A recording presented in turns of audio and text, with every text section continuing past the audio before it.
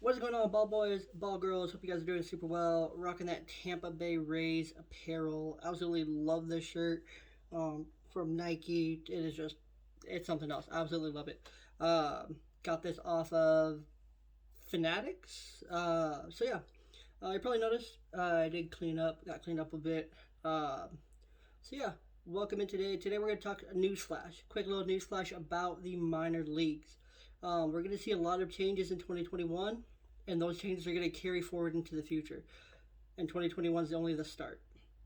So to start, let's talk from the bottom, lowest level up to the highest of the minor leagues. So starting down in low A West. So in the low A West, the teams will adopt on-field timers to enforce time limits between delivery of pitches, inning breaks, and pitching changes. The low A Southeast League will also use the automatic ball strike system to assist home plate umpires with calling balls and strikes to ensure a consistent strike zone and determine the system's optimal strike zone. So this is pretty cool. Last year we've heard robot umps, we've heard pitch clock, we've heard timers. We've seen different things experimented in spring training. 2019 there was some stuff with the pitch clock.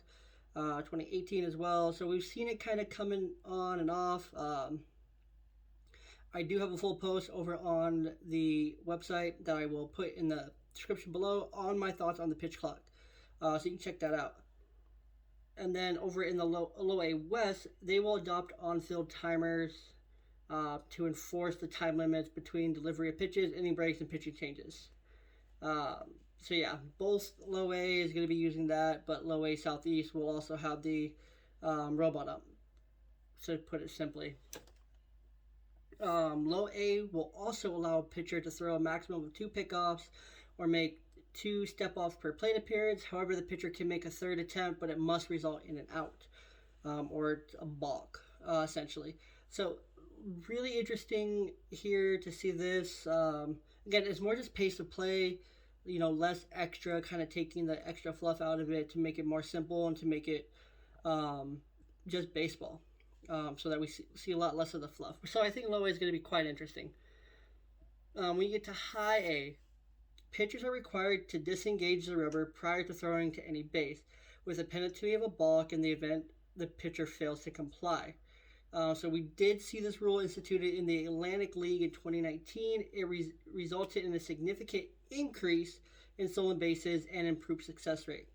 So basically that's the hope of it, to improve the stolen base rate, to get more stolen bases, to get more movement on the bases. You've seen in a lot of baseball the last few years how teams have gone away from the stolen base. Stolen base is a lost art in the game. You don't see a lot of speedsters anymore on rosters. You don't see those speedy guys at the top of the lineup. Guys like Ichiro, Billy Hamilton had a great early part of his career. Jared Dyson, great early part of his career. Just back in the day, you always had that really speedy guy who played in the outfield or second base, like D. Gordon even, D. Strange Gordon, and these guys they're just kind of extra. They're not really needed anymore, unless they can hit for power. That's like what the MLB is about. It's about that fly ball. Let's see. Moving up this ladder to Double A. Double A will experiment with a rule that addresses defensive shifts. The defensive team must have a minimum of 4 players on the infield, each of whom must have both feet completely in front of the outer boundary of the infield dirt. The point of this rule is to increase the batting average of balls in play, or BABIP. So this rule is really interesting. You heard Francisco Lindor talk about it just days ago, pretty much saying, let me move to my side of the base, let me move where I want, let me do the rest. We need to stop all this shifting, let us defensive players play defense. It's what we get paid to do. And he's absolutely right. Absolutely right. I 100% agree with Lindor. I think that shifting has become a little too over the top. I like the righty shift idea. Of course, you get the classic lefty shift. But outside of that, I think it's a lot. I think it's too much. It kind of takes away from the game, takes away from a lot of the fun, takes away from these guys who can make these flashy plays like Lindor, Javier Baez, J.P. Crawford. It takes away from like Kyle Seager, Matt Chapman. Takes away from all these great athletes in the field being able to work their craft to be able to make these amazing plays. Lastly, at the AAA level, one second.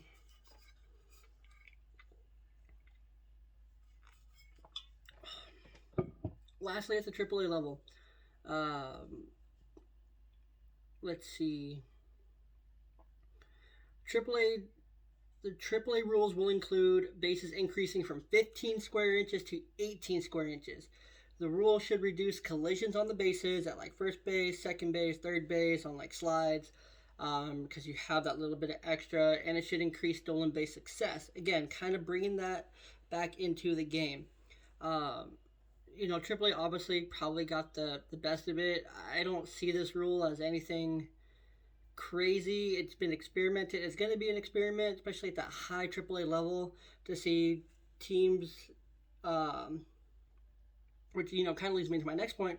Well, where we're going to see teams place their top prospects.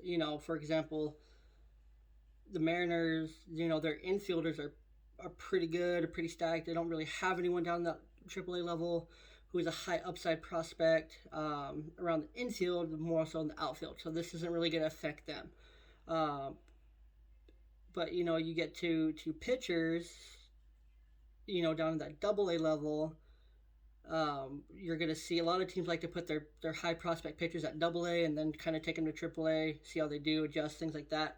It's going to be really interesting to see how teams, where they place prospects now. Because now at AA, you're going to have to put really good defenders if you want to win games at AA. So you'll really get to see what they got. Or if you have pitchers who you're really interested in, maybe put them at AAA, a little bit tougher, but see if they can hang. And then, I feel like the jumps are going to be more extreme now, which, probably is another point of the rules to make teams get them to the MLB. It's going to be really interesting to see what the MLB adopts. A few players have already said with the bigger bases that they're not needed. They're kind of pointless. It's kind of stupid. Luke Voigt was one of them.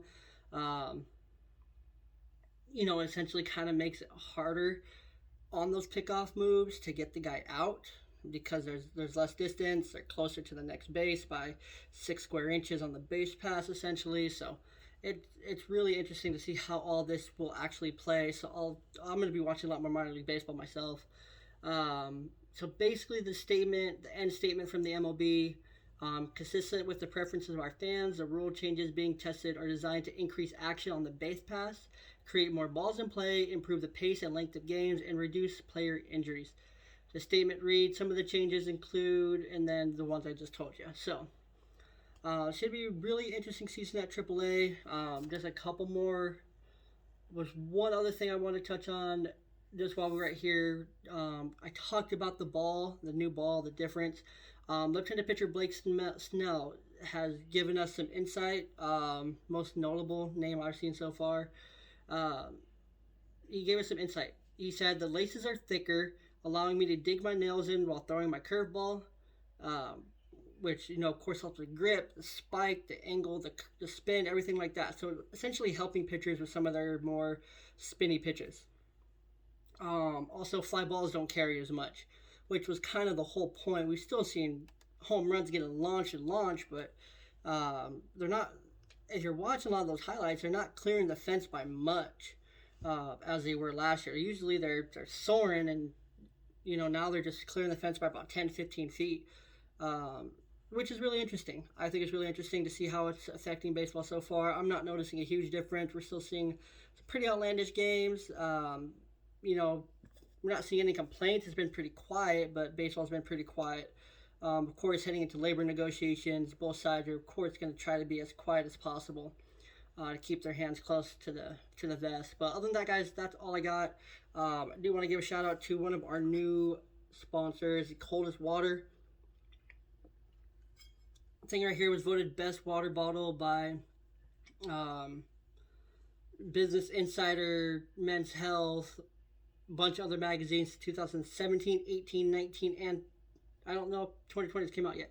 But for 3 years in a row, this thing is incredible. It keeps water cold for 36 hours. I tested it for a 12-hour period between this and my Yeti.